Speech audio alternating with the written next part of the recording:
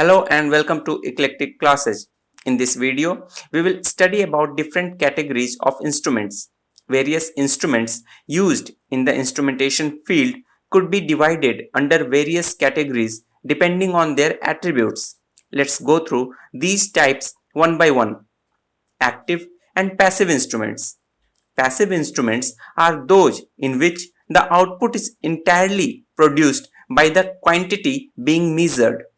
An example is a pressure measuring gauge. Here, the fluid pressure is translated into pointer movement to display the measured quantity. Active instruments are those in which quantity being measured modulates magnitude of some external source, be it electrical, pneumatic, or hydraulic. An example is a float type tank level indicator with potentiometer. In this kind of instrument, tank level changes float position, which in turn changes the position of potentiometer arm, which changes the electrical signal. Here we see an external energy source is being modulated from the quantity being measured. So it is an active instrument. Null type and deflection type instruments. Deflection type instruments are those where the quantity being measured is shown through deflection of some part. An example is a pressure gauge, which displays pressure through deflection of the pointer.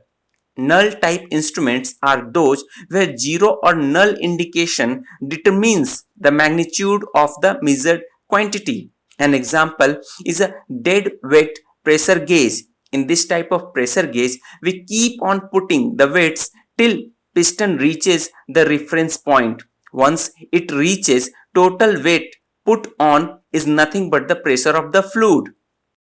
Deflection type instruments are readily used in workplaces due to its easy to use characteristic, where anyone can read the pressure on the scale.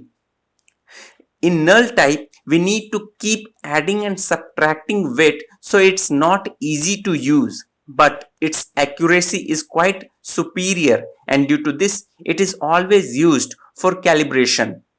Analog and digital instruments. Analog instruments are those whose output varies continuously with any change in quantity being measured, and so analog instrument output can have an infinite number of values within any range defined for that instrument, while digital instruments are those whose output varies in discrete steps and not continuously. Digital instruments can have only a finite number of values. An example of analog instrument is a pressure gauge or pressure transmitter. Example of a digital instrument is a pressure switch. Pressure gauge can have an infinite number of values on the scale with the pointer movement, while pressure switch can have only two values.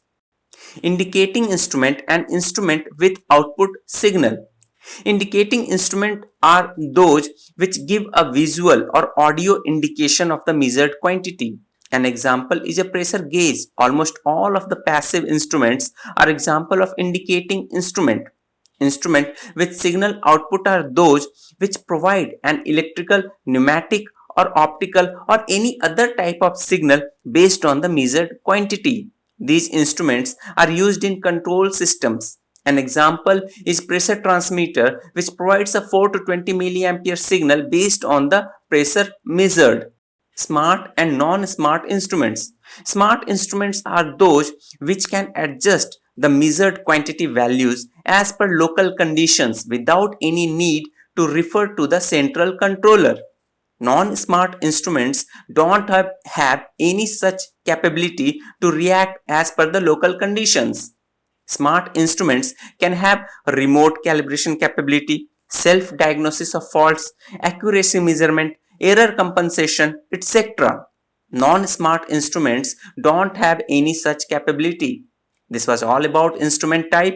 If you have not subscribed to my channel, do subscribe for getting updates of my new videos. Thanks for watching. Stay tuned. We'll be back soon with my new video.